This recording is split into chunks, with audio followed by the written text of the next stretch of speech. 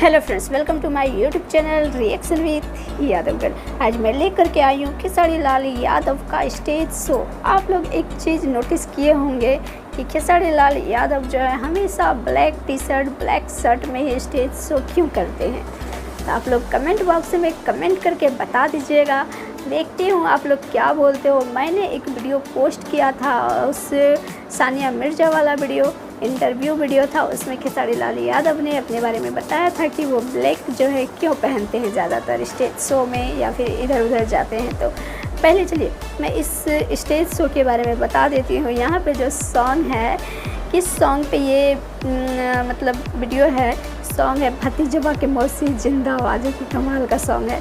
तो चलिए देख लेते हैं। मुझे ये सॉन्ग बहुत अच्छा लगता है। आप लोगों को कैसा लगता है ये सारी चीज़ आप कमेंट बॉक्स में कमेंट करके बताओगी। तो चलिए बिना किसी देरी के वीडियो को प्ले करते हैं। भतीजबा के माई जिंदाबाद। ये गाना बजला के बाद हमरो बुझाई के हर महीना चुनावे हो जा रही।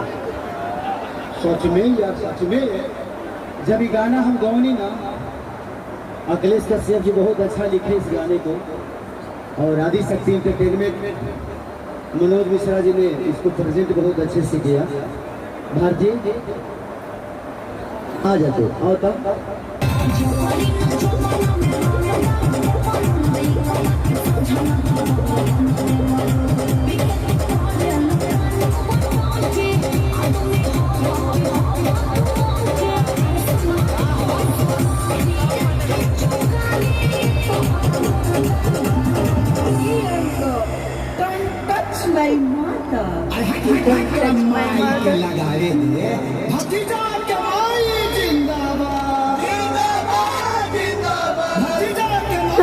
चलने का स्टाइल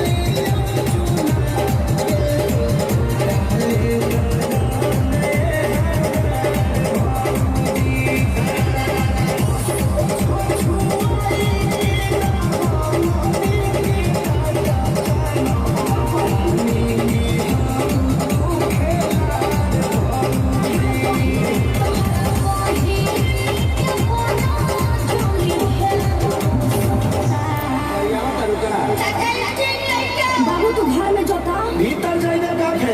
इन लोग को बताइए दे। हाँ बिना बतावले छोड़ के आ गई। भतीजा तोरा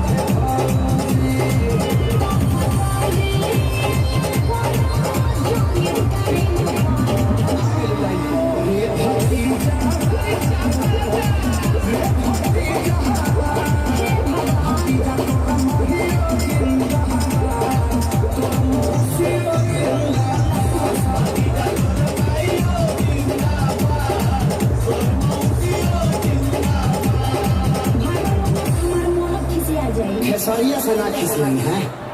वाह सुपर, बहुत अच्छा लगा सॉन्ग। इसमें जो था खेसारी लाल यादव का चलने का स्टाइल जो था, मुझे चल करके इधर से इधर स्टेज पे जा रहे थे, वो मुझे बहुत अच्छा लगा। आप लोग बता दीजिएगा आप लोगों को क्या अच्छा लगा। अगर वीडियो अच्छा लगा होगा तो लाइक ज़रूर कीजिएगा, चैनल पे नए हो तो चैनल को सब्सक्राइब भी कर दीजिएगा और कमेंट करना बिल्कुल भी मत भूलिएगा। मिलते हैं नेक्स्ट वीडियो में, फिलहाल के लिए टाटा बाय बाय।